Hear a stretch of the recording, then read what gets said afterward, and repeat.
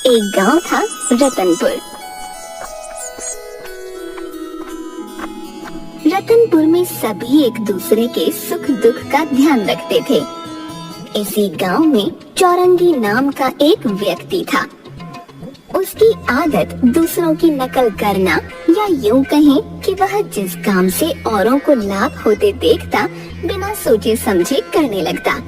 उसकी इसी आदत के कारण कोई उसे नकलची कहता तो कोई अड़ंगी बाज।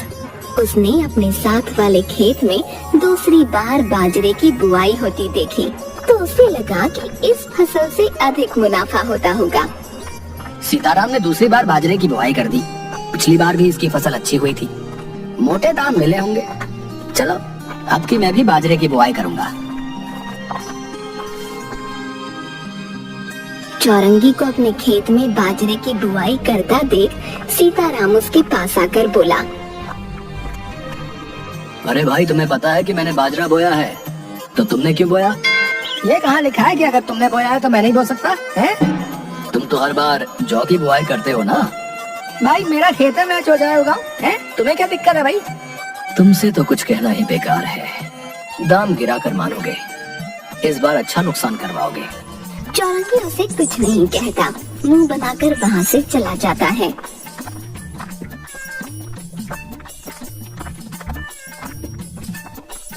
चौरंगी की पत्नी उसे बताती है कि पिछली फसल से बची हरी घास का कुछ हिस्सा अब तक पड़ा है।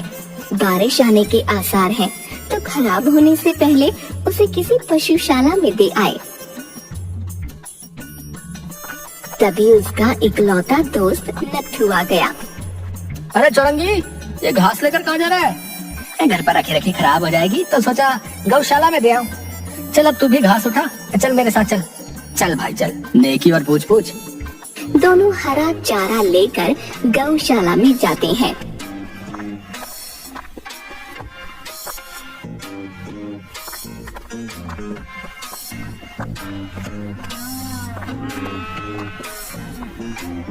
अरे कितना अच्छा लग रहा है यहाँ, गौओं के साथ रहने का अपना ही आनंद है। लो भाई ये चारा ले लो, 10 रुपए दे दो इसके। पैसे काहे के?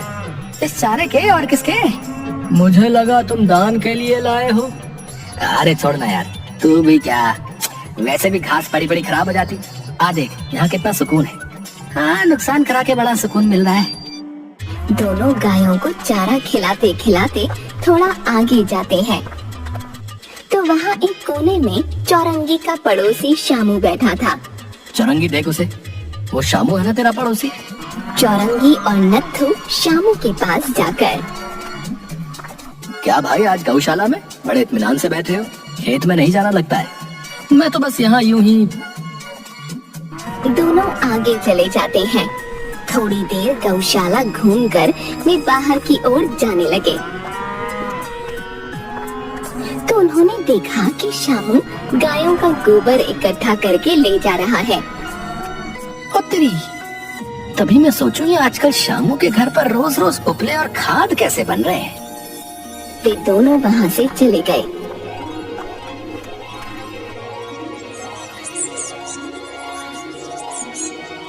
अगले दिन शामू की गौशाला पहुँचने से पहले ही चौरंगी गोबर ले आया। अरे ये क्या उठा लाए? दिखता नहीं क्या? साथ वाले घर में देखो रोज उपले बन रहे, गोबर की खाद बन रही है। वो देखो सामने धूप में कितने सूख रहे हैं। हाँ तो आजकल बाजार में इनके अच्छे दाम मिल रहे हैं, तो तुम भी ये बनाना शुरू कर दो। ऐसे ही पूरा दिन घर में फालतू की बातें बनाती रहती हो। ये क्या कह रहे हो? मैं पूरा दिन घर पर काम करती हूँ, मेरे पास इतना समय नहीं कि मैं ये उपले और खाद वाद बनाऊं। क्यों समय नहीं है, हैं? शामू की पत्नी को देखो कितनी मेहनत करती है। उनकी तो मजबूरी है, इस बार फसल अच्छी नहीं हुई इसलिए ये कर रहे हैं। और हाँ, अगर तुम्हारा ज्यादा मन है तो खुद बैठकर बनाओ, मुझे तंग मत करना। कहकर वह अंदर चली गई और चौरंगी चुपचाप चारपाई पर बैठ गया।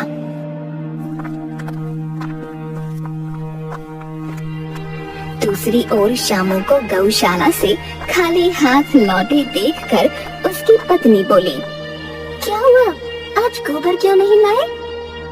अच्छा खासा घर चल रहा था, अब चौरंगी की नजर लग गई। मेरे जाने से पहले ही वो सब गोबर उठा कर ले गया। तो क्या हुआ, आप उनसे ही ले आओ ना। वो हमारी घर की हालत जानते हैं, मना नहीं करेंगे। ठीक है, कोशिश करता हूँ। भाई तुम गौशाला से सब गोबर उठा लाए, अगर काम का नहीं है तो दोगे क्या? लाया तो काम से हूँ, पर ये जो तुम्हारी भाभी है ये कुछ करने को तैयार नहीं। और मेरा तो तुम जानते ही हो, मैं दिन रात व्यस्त रहता हूँ ना। हाँ, मैं सब जानता हूँ। चौरंगी गोबर की बाल्टी आगे कर देता है। ये लो 5 रुपए दे देना। 5 रुपए? 5 रुपए क्यों? ये तो गौशाला में मुफ्त मिलता है। अरे भाई मेरी मेहनत के लेना तो लो, वरना चले जाओ। इतनी दूर से उठा कर लाना कम बड़ी बात है क्या? शामू उसे कुछ नहीं कहता, चुपचाप उसे रुपये देकर बाल्टी ले जाता है। फिर चौरंगी खेतों की ओर चल दिया। वहाँ उसे नत्थू मिल गया। दोनों हाट घूमने गए।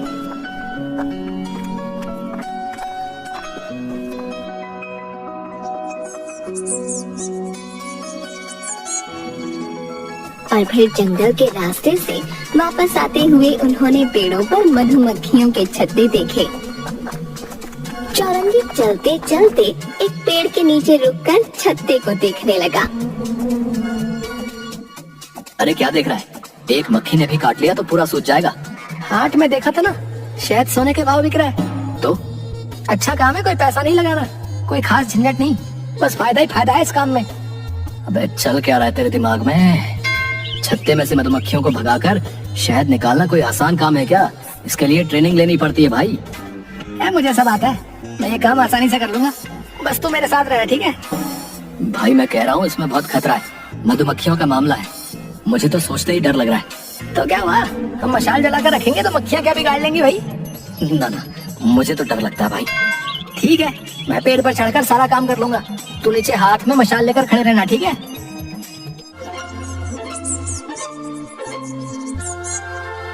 अगले दिन भोर के समय चौरंगी और नत्थू मुंह को कपड़े से ढके हाथ में बिना जली मशाल लिए छत्ते वाले पेड़ के पास आए।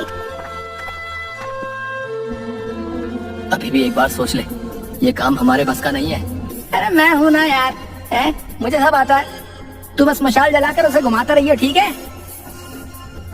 चौरंगी ने एक मोटी रस्सी से बाल्टी और मशाल बांधकर उसे अपने पेट पर बांध लिया।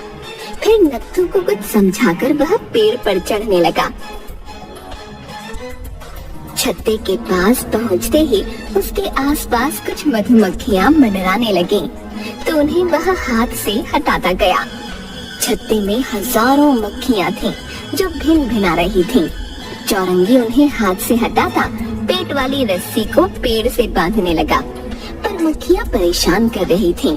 तो उसने सोचा कि क्यों न पहले मशाल जला ली जाए। उसने पेड़ पर लटके हुए ही जेब से माचिस निकालकर मशाल जलाई। उसमें आग लगते ही छत्ते तक आंच पहुंच गई। फिर तो मक्खियों के झुंड ने आतंक मचा दिया और संतुलन बनाने के चक्कर में चौरंगी की मशाल नीचे गिर गई। मशाल गिरते ही मधुमक्खियों ने चौरंगी पर चौतरफा धावा बोल दिया। बचाओ बचाओ बचाओ बचाओ, हाय हाय मैं मर गया रे। वह बचाओ बचाओ चिल्लाने लगा। नीचे से नत्थू ये देखकर डरकर मशाल हाथ में लिए भाग गया। मधुमक्खियां चौरंगी से चिपक गईं। उसका चेहरा भी नहीं दिख पा रहा था और वह पेड़ से गिर गया। मधुमक्खियां उस पर मंडराने लगीं।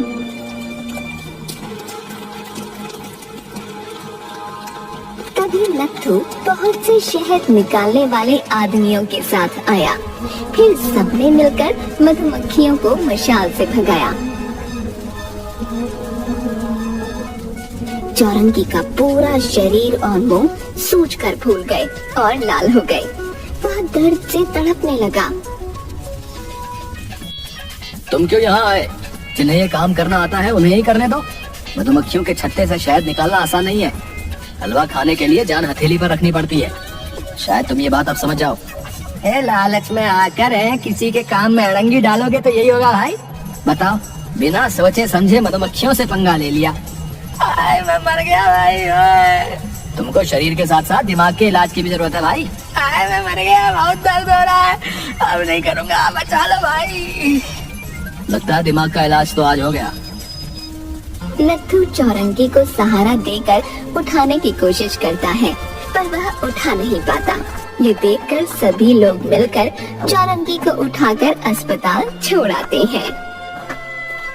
मैंने कहा था ना, इस काम में बहुत खतरा है। देखो क्या हालत कर ली अपनी। अगर मैं समय पर सबको नहीं लेके आता तो क्या होता। मैया कसम, अब ऐसा नहीं करूंगा।